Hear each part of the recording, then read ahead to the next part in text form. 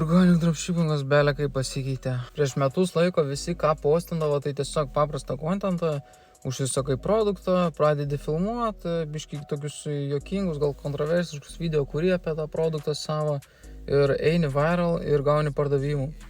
Šiais laikais, šiuo metu viskas žiauriai kitaip. Realiai kokie 8% organic dropshipperių perėjo pilnai ant AI kontento. Reiškia, tu net neužsisakinėjai jokių produktų, tu nieko nelaikai savo rankose, nieko nefilmuoji ir visus video generuoji su AI. Geriausiai veikia storyline'ai visokie, sakykime, aš čia toks ir toks, aš čia gaminu tą ir tą ir realiai rodai kaip su AI, kaip tu ten gamini tos savo produktus kažkokius.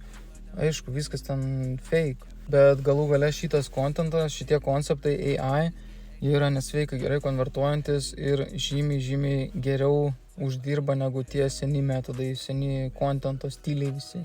Tai video moralas, kad jeigu tu esi organic dropshipperis ir kol kas dar neperėjai prie AI kontento, tai labai skatinu bent jau patestuoti. Vieną produktą išsirink ir patestuok su pilnai AI. Tikrai nepasigailėsi.